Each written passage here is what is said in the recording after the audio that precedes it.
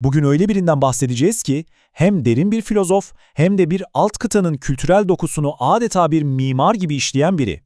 Shankara'dan ve onun devasa mirasından bahsedeceğiz. Hadi o zaman felsefenin belki de en temel, en kadim sorusuyla başlayalım değil mi? Ben kimim? Binlerce yıldır nice bilgenin peşinden koştuğu bu soru bizim de yolculuğumuzun başlangıcı olacak. Çünkü bakın bu soru yani kendi özümüzü anlama arayışı aslında diğer bütün bilgilerin temelinde yatıyor. Kendimizi bilmeden bu devasa kozmostaki yerimizi nasıl anlayabiliriz ki? İşte bu can alıcı soruya verilmiş en güçlü, en sistemli cevaplardan birini filozof Adi Shankaracharya veriyor. Advaita Vedanta, yani ikiliksizlik öğretisiyle. Önce temel bir kavramı oturtalım, Brahman. Shankara'ya göre Brahman, bildiğimiz anlamda bir tanrı değil, o her şeyin kendisinden doğduğu, formsuz, değişmez, mutlak gerçekliğin ta kendisi. Varoluşun zemini gibi düşünün. Ve sonra bunun tam karşısına ya da daha doğrusu içine Atman'ı koyuyor. Atman ne mi? O da bizim içimizdeki o en saf, en derin ben. Bedenin, aklın, egonun bile ötesinde her şeye sadece tanıklık eden o sessiz bilinç. Peki, madem böyle bir birlik var, biz neden kendimizi ayrı ayrı oradan oraya savrulan bireyler gibi hissediyoruz? İşte burada devreye Maya giriyor.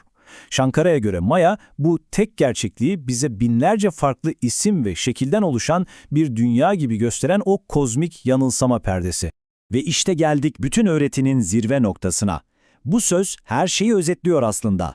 Senin içindeki o en derin öz, yani Atman, evreni kaplayan o mutlak gerçeklik olan Brahman'dan farklı değil. Onlar bir ve aynı. Arada hiçbir ayrım yok. Şimdi ilginç bir soru geliyor akla, değil mi? Madem dünya bir yanılsama, bu kadar gerçek dışı, o zaman Shankara neden bu dünyayla bu kadar içli dışlı oldu? İşte hayatı bu sorunun en güzel cevabı. Düşünsenize, sadece 32 yıl. Bütün bu devasa miras topu topu 32 yıllık bir ömre sığdırılmış. 8. yüzyılda yaşadığı düşünülen Shankara, bu kısacık sürede Hindistan'ın bütün ruhani haritasını yeniden çizdi desek yeridir.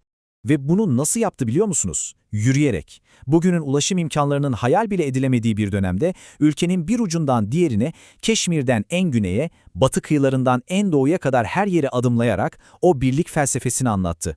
Ama Shankara'nın dehası sadece felsefesinde değil. O, bu birlik fikrini havada bırakmadı.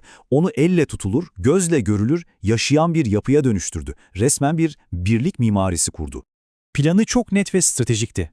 Hindistan'ı bir bütün olarak düşünün, 4 ana yönüne yani kuzeyine, güneyine, doğusuna ve batısına birer tane manastır yani mata kurdu. Bakın bu merkezler rastgele yerler değil, hepsi önemli hac noktaları.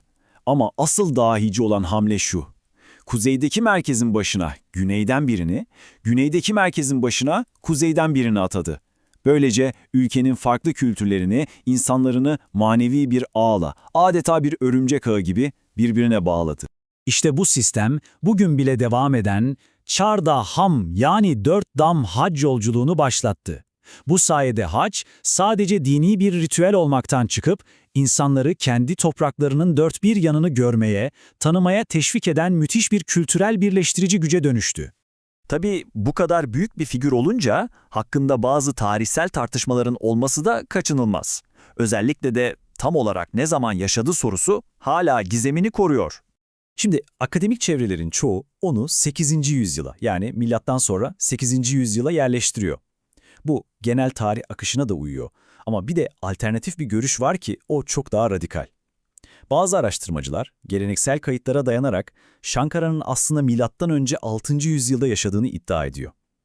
Eğer bu doğruysa bildiğimiz bütün antik Hint tarihi denklemi baştan aşağı değişir. Peki bu kadar felsefe, bu kadar tarih, bütün bunların sonunda Shankara'nın bize asıl bırakmak istediği mesaj neydi? En temel ders ne? Bunu anlatan çok güzel, çok meşhur bir hikaye vardır. 10. adam hikayesi. 10 arkadaş bir nehri geçiyorlar. Karşıya vardıklarında panikle birbirlerini saymaya başlıyorlar. Ama herkes sadece diğer 9'unu sayıyor. Kendini saymayı unutuyor. Ve bir kişinin boğulduğunu sanıp üzülüyorlar. Sonra yoldan geçen bir bilgi geliyor ve içlerinden birine "sen 10. adamsın" diyor. O an anlıyorlar ki kayıp olan kimse yok. Sadece kendilerine hesaba katmayı unutmuşlar. İşte Şankara'nın felsefesinin özü bu. Kurtuluş, aydınlanma, mutluluk bunlar sonradan kazanılacak, dışarıda bir yerlerde bulunacak şeyler değil. Bunlar zaten bizim doğamız. Sadece 10. adam gibi kim olduğumuzu unutmuşuz. Aradığımız hazine zaten hep içimizdeymiş. Shankara hayatıyla hem Hindistan'ı bir uçtan bir uca bağlayan coğrafi bir yol çizdi, hem de insanın kendi özüne dönmesini sağlayan manevi bir yol açtı. Şimdi soru şu, bizim için hangi yolculuk başlıyor? Dışarıdaki mi yoksa içerideki mi?